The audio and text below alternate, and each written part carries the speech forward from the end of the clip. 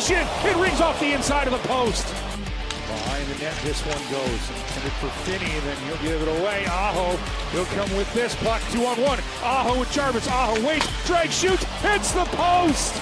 Larkin, he has it knocked away by Jarvis. Aho's going to get to it. Here's a 2-on-1. Aho and Jarvis. Jarvis shoots, he scores!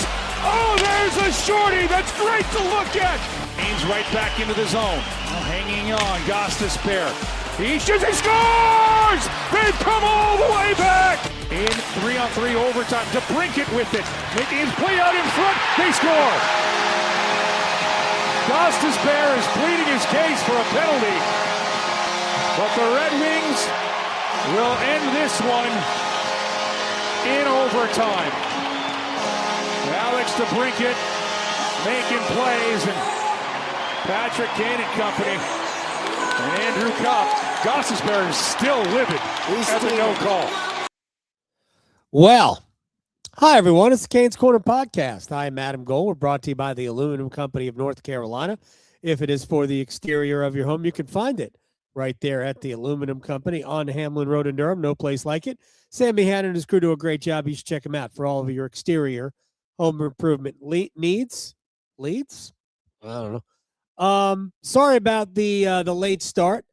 I actually thought that I had set this one for 11 o'clock earlier in the evening because we didn't start till almost 11. So I didn't realize that I had left it at the originally intended start time of 10:40, but here we are a few minutes after 11 o'clock getting ready for the Canes Corner Podcast. And again, aluminumcompany.com. I'm sure, and I know the great people over at the Aluminum Company, I'm sure that there are people over there who can referee a hockey game better than the guys we had tonight. Oh boy, not a high quality performance by the guys in stripes.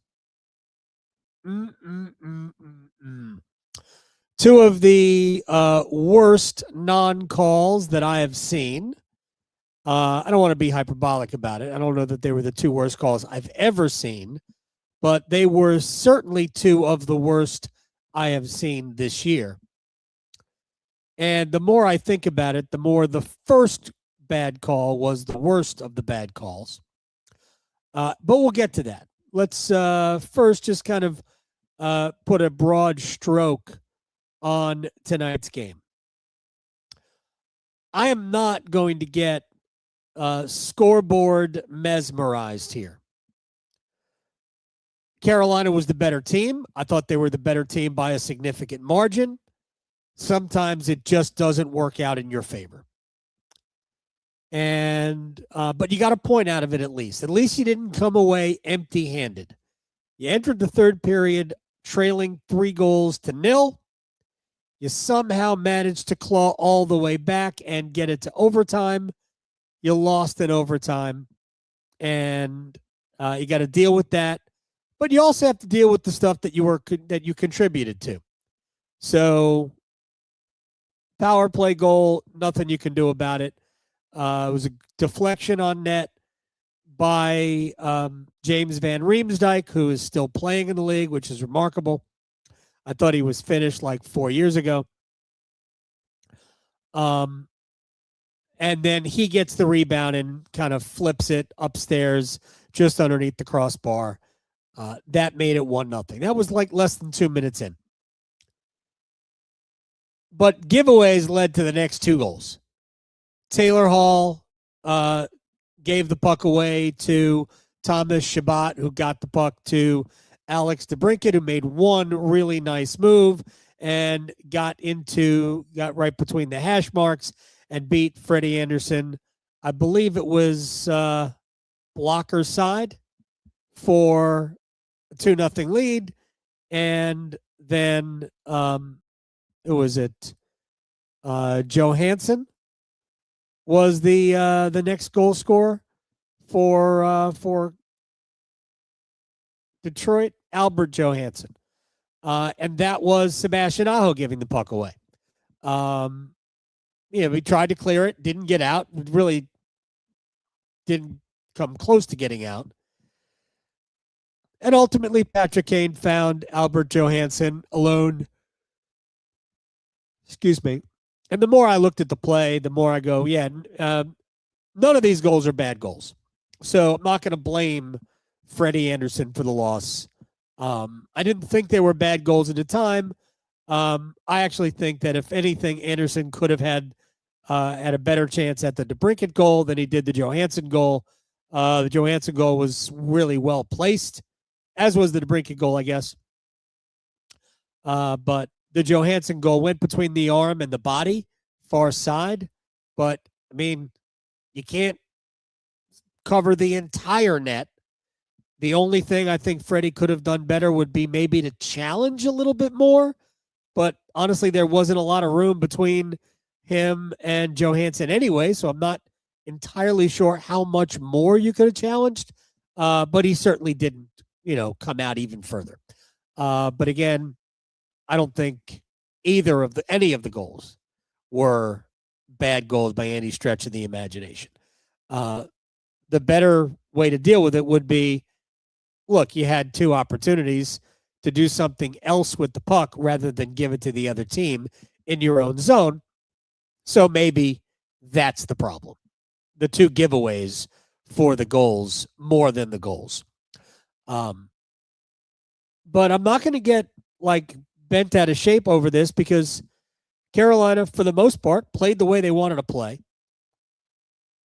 And you eventually got rewarded for the way you played because even though you had no 5-on-5 goals tonight, you created opportunities and a ton of them, especially early.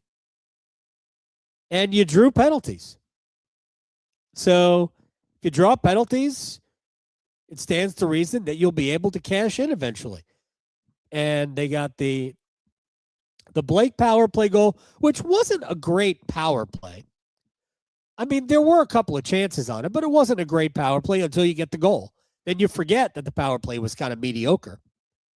And then you got the 5-on-3. You got plenty of shots, and you had tons of opportunities like you're supposed to. Carolina's been far better 5-on-3 this year than they have in years past. So there's some good stuff here, right? But there's a reason you lost. And the Detroit goal had a better goalie in it, even though I'm not blaming Anderson. None of these are bad goals, but there's a difference between a bad goal and a goal that, yeah, you can make a save. Maybe that was savable. And again, I think the DeBrincat goal is probably the most savable of the three. But I can make an argument that all three could be saved. But you can make an argument about that almost every time. Except I don't think the Jarvis shorthanded goal was savable. Great play from Aho and Jarvis again. Those two guys are amazing together. At the beginning of the season, I was calling Jarvis American Teravainen. Oh, I'm sorry, Canadian Teravainen. Because I think that's what he is. I will be surprised if at some point by the end of the season, we don't see Jarvis and Aho with Svechnikov. And I thought that top line with, even though Ehlers had a very, very difficult night, he was no good tonight. I think the top line with Aho and Svechnikov right now, I think you can put Stormy with them, and they would be awesome. Yeah, they had a couple of quiet games the last few. I think it was more caused by the type of a game that Carolina was going to play.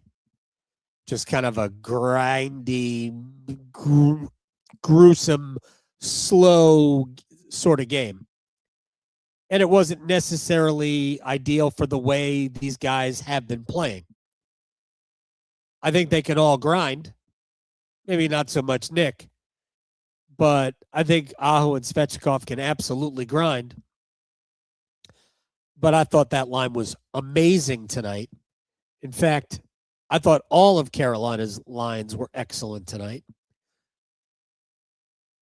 But ultimately, you lost the game in overtime for a couple of reasons. One, as we talked about. There were some difficult calls, but also Carolina, could have done better. They could have done better in the first period, so you're not a goal down. Carolina was good enough to be 2 goals up after one. Second period, first half of it was really not very good, but then Carolina was very good over the last half of the period. Just didn't have anything to show for it. And we get to the third, and they got rewarded for the fact that they were the better team. You don't always get what you deserve. That's sports. That's certainly hockey. But I think Carolina deserved something out of this game, and I'm glad they got it. It would have been a very difficult L to take had they flown to St. Louis with no points from tonight, considering how much better they played than the Red Wings. Look, there are a lot of good things the Red Wings can say about tonight, and I'm sure Todd McClellan will. But, Carolina was easily the better team. Just you only ended up with the 1 point. All right, a couple of things I want to talk about here, and I'm actually going to work backwards because I'm going to work from why they gave up the goal in overtime. And it is worth pointing out that the second worst call of the night was the non-interference / cross-check by Andrew Copp, the eventual game-winning goal scorer, on Shane Gostisbehere. That was the second worst call of the night. There were plenty of other bad to questionable calls. But right in front of the net, clearing space well before the puck is there via cross-check, even if the cross-check is light, doesn't matter. It's a cross-check. You could have called interference there for the same price. It's the same, the result is the same. Detroit, with Alex DeBrincat holding the puck, should have been in the penalty box. But maybe this is a situation where, and I saw I think Tripp said it, maybe it's a situation in which the Canes just had a 5-on-3 inside the game. So the referees were deciding that they weren't going to give Carolina another penalty, another power play, even though they allowed a pretty gross penalty to go uncalled. We could talk about that all day long. But it was still only the second worst call of the night, because in the first period, I think it was after the Red Wings had scored to make it 1-0. There was the Logan Stankoven gloving the puck down, and I think, pretty sure, attempting to drop it to his feet, to the ice where you can actually play the puck now.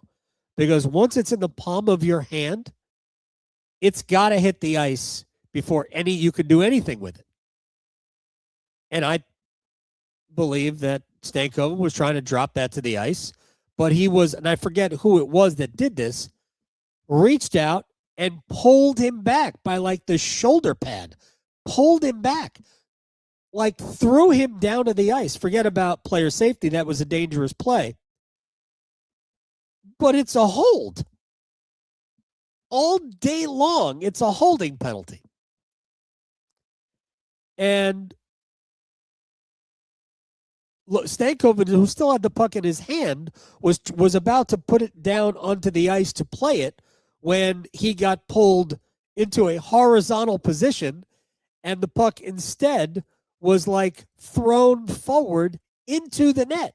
They waved the goal off, as they should. But I don't know how two referees with theoretically eyes on the puck, I don't know how two referees missed that call. But then again, there were two referees that missed the Andrei Svechnikov skate out from around behind the net the other day. And when Philip Grubauer, I'm sorry, Joey Decord kind of reached out with his glove and dragged Andre down. I'm like, you don't see it very often, so I guess that's probably why that went uncalled. And I guess you don't see a lot of, hey, he just reached out and grabbed the guy by the shoulders and pulled him back down on the ice. You don't see that very often. So get away with it, I guess. So I'm not a proponent of replay. But if I talk to Rod about those two particular calls, he's going to say, see, this is why we need replay. Like, I get it. I understand the point. I always have understood that point.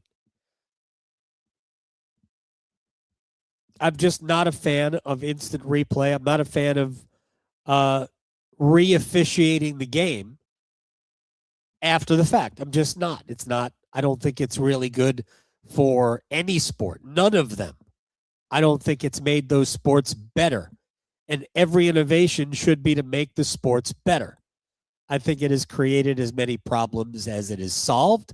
I don't know that it's solved any, but is what it is, to use that phrase. But I do want to get, so to me, the Stankoven penalty was the one that I don't know how you miss. Just yanked back down to the ice. The Gostisbehere penalty was, I think, a badly missed call, but I don't think it was, because I think there are angles that make it look like Andrew Copp doesn't do a lot, even though there's no reason why Gostisbehere would embellish that call. None.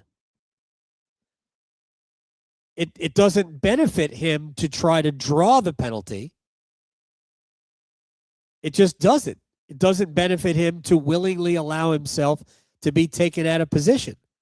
It benefits him more to play defense there. And Andrew Copp didn't let him play defense. He knocked him out of the way well before the puck was even on its way. That's textbook interference. Forget about cross-checking. It's textbook interference. That's the call that should have been made. But those two calls are those two calls. I thought, especially early on when Detroit was in big-time scramble mode, because I don't know that you even remember it back that far, but Carolina by miles dominated the first period, just didn't get any goals.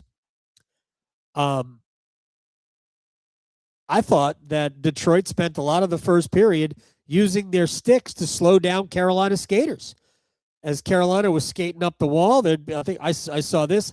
Aho was skating up the wall trying to pursue a puck, and whoever it was, at one point it was Lucas Raymond, I know, just kind of reached his stick out and impeded Aho from going after the puck, which is a great strategy. Like I said about Joey Decord's glove on Andrei Svechnikov on Saturday, it's a great strategy if you get away with it. Now, it used to be commonplace in the NHL before the work stoppage that cost us the entirety of the 04-05 season. But that was supposed to go away, but it's back. At least it was tonight. There were a handful of those in the first period. Didn't see it as much going forward, but in the first period, I saw that a ton. So it was not a great night for officials. All right. Let me get to the overtime. There are certain rules of engagement in overtime that should always be followed. And they are, very simply, it's possession of the puck. If you shoot it and you give up possession of the puck, it's not like 5-on-5. You're probably going to have a chance to get the puck back readily at 5-on-5. But at 3-on-3, you may never see the puck again. So if you're going to shoot, you better have a great chance of making it, of scoring. And other than Jarvis's attempt very early on in the overtime, which I think, went wide and actually created a transition opportunity for Detroit. Other than that, I'm not sure I liked any of Carolina's 4 shot attempts in the overtime. That's not good. Again, every team falls into a rut, but I thought that I've always said that if you're going to shoot, you better know you're going to score. And that might be harsh, like don't shoot unless you're going to score. It falls just shy of that. Just shy of it. It's got to be a dynamite scoring chance for you to pull the trigger in overtime. Has to be. Otherwise, missed shots that miss the net, or are an easy kick-out save by the goalie, those become transition opportunities the other way. It's something that does not happen at 5-on-5. But at 3-on-3, if your shot isn't a great chance, and even if it is, but a great chance, you'd think the other team is a little bit more desperately defending. But my gosh, Carolina they didn't meet a shot they wouldn't take in the overtime, which is obviously somewhat counterintuitive to what the Hurricanes generally are. But I just didn't think it was a very smart overtime period by Carolina. Skate it around until you get the shot you want. Stretch them out, bore them to death. But ultimately, you got to get the shot that you want. And I think Carolina was credited with 4 shots on goal. I'd be surprised if there was more than one really good look in overtime. And the one I mentioned already, the Seth Jarvis duck in coming down the left wing. So didn't love the overtime. Didn't really dislike Frederik Andersen. He didn't see a lot of rubber. I think there were 18 total shots based on 4 in the overtime, or whatever it was. I didn't think Detroit was all that great in the game, but they did get the 3 goals, and the 3 goals was enough to get them to overtime, where they got the extra point. But again, difference between a bad goal and a savable goal, and I thought there were 3 savable goals tonight. Actually, 2. The first one wasn't. 2 savable goals tonight. Freddie didn't get either. We needed 1. Get 1, maybe the whole thing is different. But then again, Carolina may play the third period a whole lot different. I thought Carolina had a great first, didn't score. Second, gave up the 2 early, and then had a great third where we weren't sure they were going to break through until Blake's goal led to the Jarvis goal, led to the Gostisbehere goal, led to getting 1 point after referees were done screwing it up. But I want to make it clear, though. I'm not blaming the referees for Carolina's loss. Carolina did enough things wrong to invite more goals against. Okay, so there were 3. Carolina should have scored more than the 3 that they did. And ultimately, while Carolina was the better team and got a point they deserved, they are fortunate to have gotten that point. And I think there's probably a lot of Red Wing fans that are mad that Carolina got away with a point tonight, but I'm sure they would all recognize that Carolina didn't have to be trailing 1-0 after the first period. They could have been ahead 3-1, maybe should have been ahead 3-1. There are a lot of really good scoring chances that Carolina didn't bury. With that said, you're 4-0-1 in your last 5. You're going to St. Louis tomorrow. It's a team you should beat. Although, not only is it a team you should beat, it's a team you should scout. I'll just say this. If Robert Thomas is available, Carolina should be in the market for him too. If they're truly all in on everything, then they'll be interested in Robert Thomas. Right-handed center, good face-offs, good goal scorer. Not the biggest guy in the world, but hey, when you're the Hurricanes, 6 foot feels like 6'4". But I'd love to see the Hurricanes somehow figure out a way to get Robert Thomas. It isn't 100% of what they need, but it is an upgrade at the position.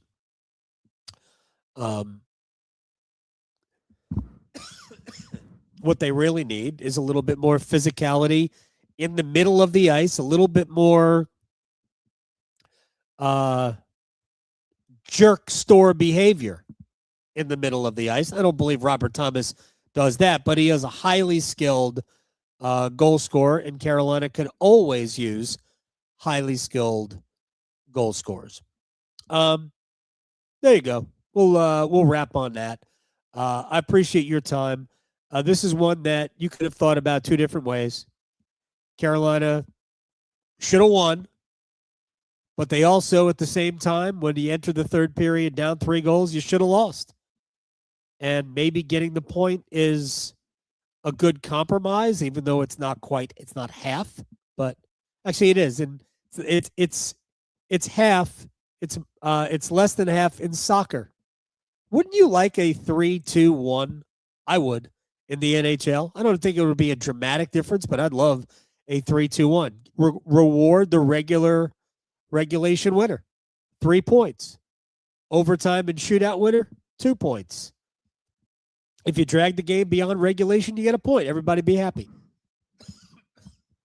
I think it would be good for the game. Anyway, nobody cares what I think, so we'll dump out here. We'll see everybody tomorrow when the Canes take on the St. Louis Blues. From St. Louis.